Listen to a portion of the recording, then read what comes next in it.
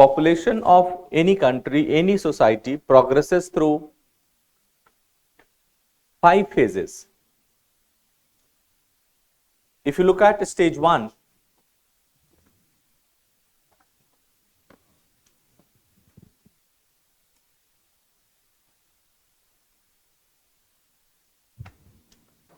at this stage what happens? High birth rate,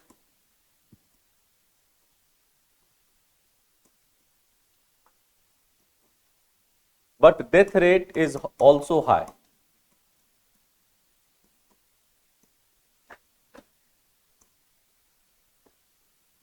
Birth rate is high because of illiteracy, because of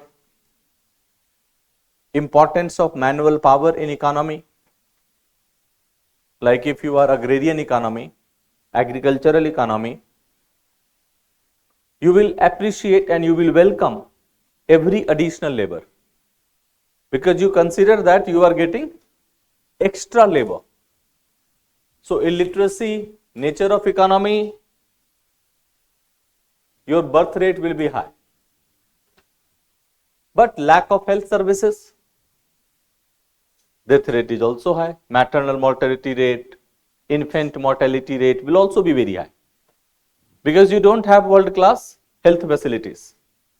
Are you getting it? But when you migrate from stage 1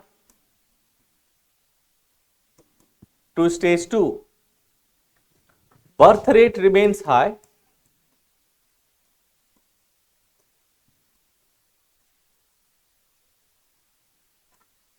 but now you have improved on health services. You have improved your nutritional value. You have improved your lifestyle. So what happens is, though birth rate is high, death rate declines. Because it's a common human thinking where we welcome birth and we condemn death. So our first focus is how to bring down death, right? So death rate starts going down. This is stage 2. At this stage you have population explosion. Here population remains stable somehow because birth rate is high, death rate is also high, so they both even out each other, right? But when you migrate from stage 2 to stage 3,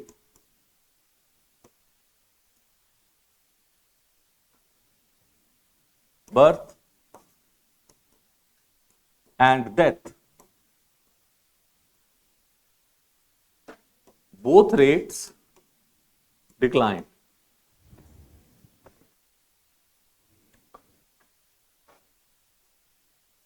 At this stage, population stabilizes. Population starts going down. But if a country spends more than 25-30 years at stage 2, that is called demographic trap.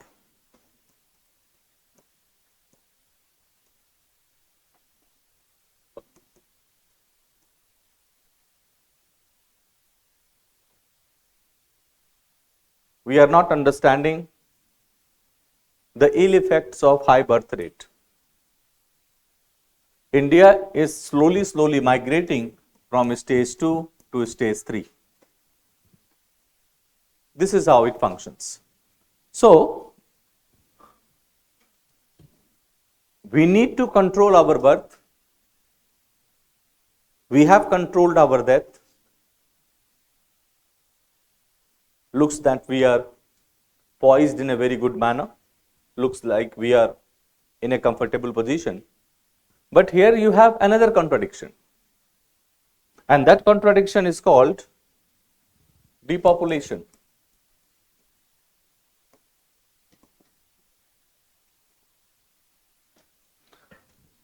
Population explosion is bad, but depopulation is even worse. How? I'll give you one example. In the past 2 decades, you will find that our world has witnessed 3 crises. And all the major powers of this world, America, European Union, China, India, every country, they have deployed their top guns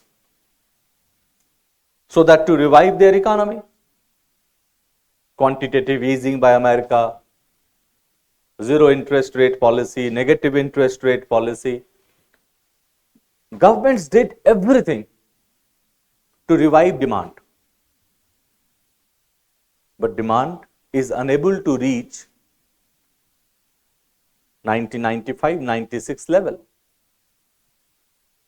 Then famous economist Ruchir Sharma conducts a study and he finds that whatever you do, you won't be able to reach the same demand level that you were witnessing in 80s and 90s. People asked why? Because there, Ruchir Sharma's position was because the entire world is aging. You have controlled your birth rate. Now you have more aging population in the economy. And people above 60, 65, their demand is not more than 1/3 of a normal youth. That means demand will always be down by 70%. And that is why Ruchir Sharma, through his study, finds that if population growth was 2% globally, GDP growth was more than 1%. Because with population, because it's population who makes demand in the economy. If you are controlling the population, who will make demand? Who will go to the market? Are you getting my point? So there has to be a trade-off, like control, population control, beautiful, bahut badhiya. You should be appreciating that effort. But you should also be mindful of another fact, that why then companies would produce their goods and services, and for whom? If suppose all the students sitting here, they are above 60 years of age, they will demand for diapers, right? You will demand for monkey cap, not the flashy hats, because you are above 60. All your organs have failed. What will you demand for? You are having high diabetes level. Your blood pressure is very high. That means demand for particular type of commodity would increase, like medicines. Those who are 65, 70, their demand is mainly concentrated in two areas, medicines and essentials. That's it. They never go out. Even though they go for walking, they go for 500 meters walk, they come back, they don't eat Maggie, they don't have do they visit PVRs? No. Who will demand? So while writing your answers in mains examination, you have to be very balanced. Population growth, not good. But explosion is not good. But there has to be population growth because it is the population which acts as a catalyst for any economy. When companies or factories produce different types of goods and services simply to cater to the demand of the population, and if population is shrinking, what will the demand? Because you are not healthy, you are sick, you are 65, 70 plus. That means your demand is limited. That is why depopulation is even worse than population growth. Am I clear? Because when you criticize growth in population, because your past experience shows that growth in population leads to low living standard. Absolutely fine. But there is another reality also. If there is shrinking of population, there would be automatic shrinking of economy. And that is why, my dear friends, China abandoned its one-child policy. That is why, my dear friends, France gives additional leave and benefits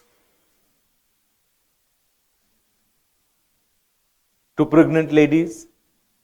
European Union incentivizes reproduction. Because if there is no population, demand will go down. So you have to arrive at a balance between population explosion and depopulation. Because just apply your common sense, if there is no population in Indore, or if all old people are there in your family, do you think demand will remain the same? No. Now festival seasons are coming. You people are making demand, not the 70 people.